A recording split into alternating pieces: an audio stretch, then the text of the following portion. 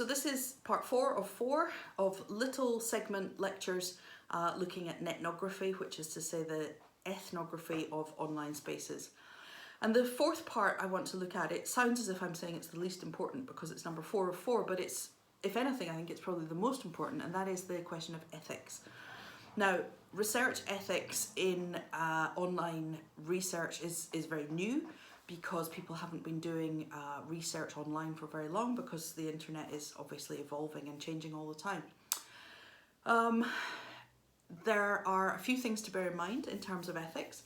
The first is to say that when something is in the public domain, once someone writes a blog post and puts it up online, I would say that's fair game.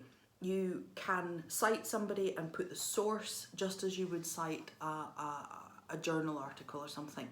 However, I think it's important to say when you are citing people's online commentaries or whatever, often they'll anonymize themselves. You know, their handle might be something like, I don't know, Panda Cat or something like that. In which case they've already decided that they don't want to put the real name onto the thing, and so you can cite it as that. But I think when somebody's using their real name or their real email address, it's important to anonymize these things. Now, you anonymize in a few different ways. The first is to change the name. So if somebody's posted as James Smith, you might say, you know, this person whose online name is J, and that would be enough. And that way it's not findable by looking up that name. The other thing to check is the searchability of utterances.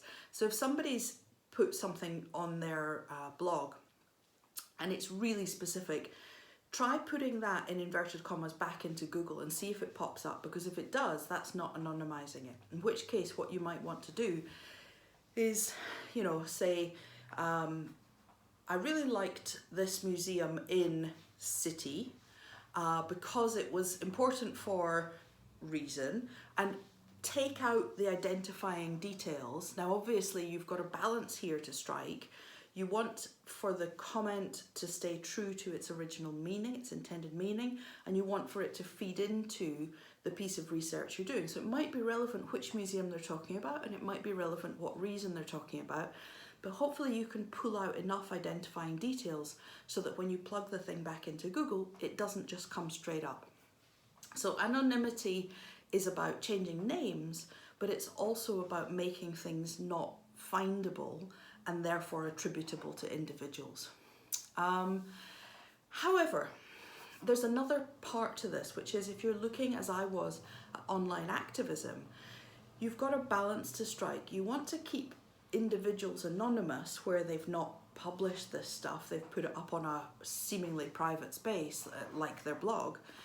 On the other hand, where people are activists, they need to be recognised for that, and you want to amplify those voices. So you have a balance to strike, which is to walk this difficult line between, on the one hand, not pointing the finger and blaming individuals, especially if you're going to critique what they're saying, which you probably are because you're analysing it and engaging critically with it. On the other hand, you want to amplify and honour what people are saying as their words. They own their words. So there's a balance to strike there. Now, I think one of the important things to think about is the question of public versus private access. And this is where social media is interesting. So something like Facebook, you can only see what somebody posts on Facebook if you're already their friend.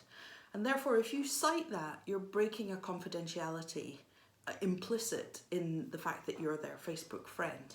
Now, if somebody makes a post public, that's different. But a Facebook-like network is a private network, and so it's important to get consent before you would share anybody's Facebook post. Instagram's a little different because there's both public and private Instagram pages. I would argue that a public Instagram post is fair game. It's out there in the world, somebody's chosen to publish that.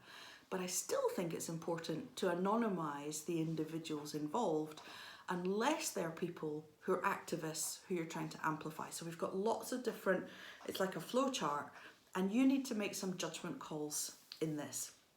You need to be saying, is it more ethical here to amplify this person because they're doing a work of activism, or is it more ethical to hide the individual, perhaps because what they're saying is an individual view or an individual experience that could apply to anyone, in which case if you call them, by their initial, that's maybe enough.